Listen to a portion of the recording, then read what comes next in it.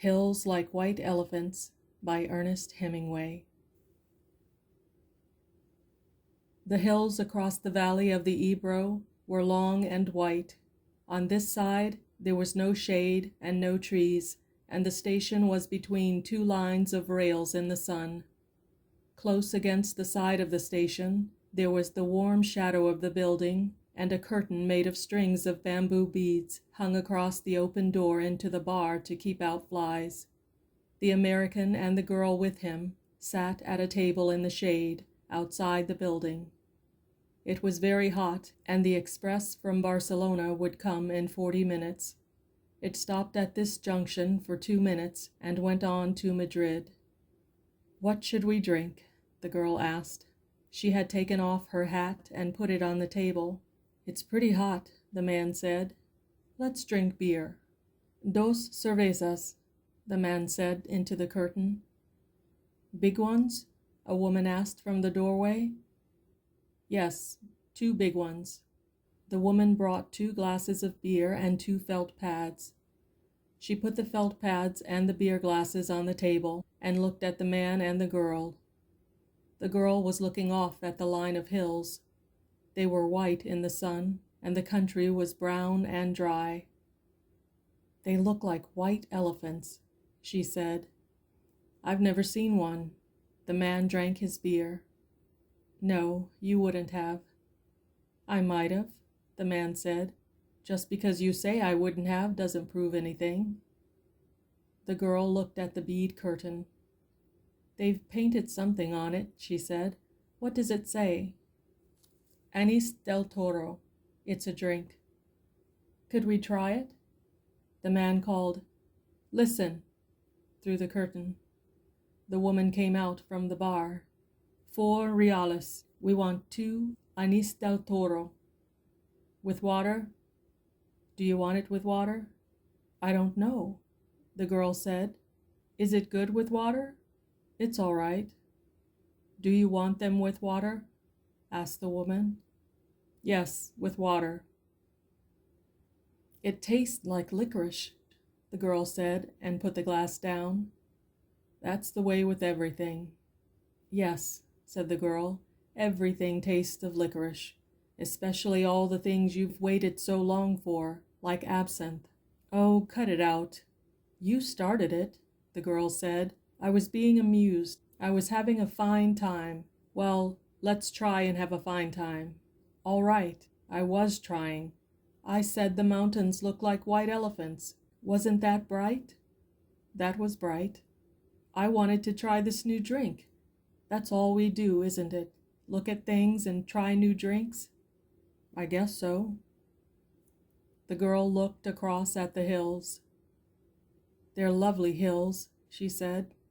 "They don't really look like white elephants. I just meant the coloring of their skin through the trees. Should we have another drink?" "All right."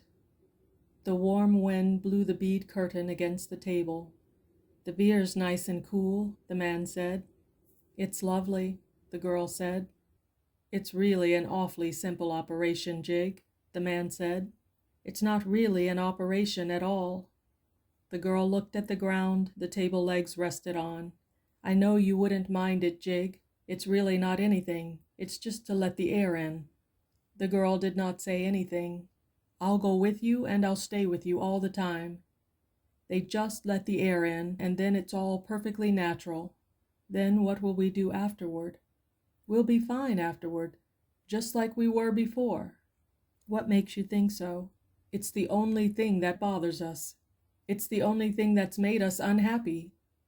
The girl looked at the bead curtain, put her hand out, and took hold of 2 of the strings of beads.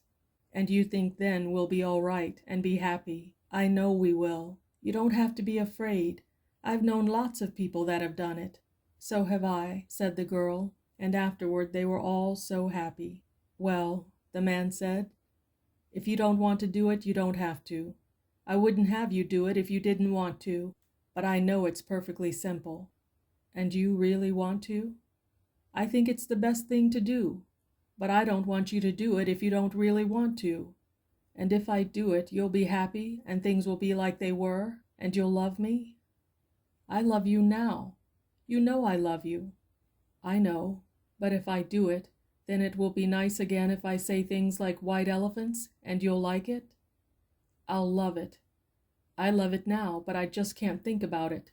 You know how I get when I worry. If I do it, you won't ever worry? I won't worry about that, because it's perfectly simple. Then I'll do it, because I don't care about me. What do you mean? I don't care about me. Well, I care about you. Oh, yes, but I don't care about me. And I'll do it, and then everything will be fine.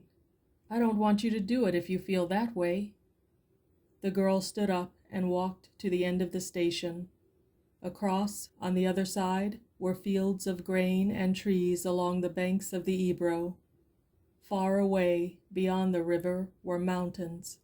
The shadow of a cloud moved across the field of grain, and she saw the river through the trees. And we could have all this, she said. And we could have everything, and every day we make it more impossible. What did you say? I said we could have everything. We can have everything. No, we can't. We can have the whole world. No, we can't. We can go everywhere. No, we can't. It isn't ours anymore. It's ours. No, it isn't. And once they take it away, you never get it back. But they haven't taken it away. We'll wait and see. Come on back in the shade, he said. You mustn't feel that way. I don't feel any way, the girl said. I just know things. I don't want you to do anything that you don't want to do, nor that isn't good for me, she said. I know. Could we have another beer? All right, but you've got to realize. I realize, the girl said. Can't we maybe stop talking? They sat down at the table, and the girl looked across at the hills on the dry side of the valley, and the man looked at her at the table.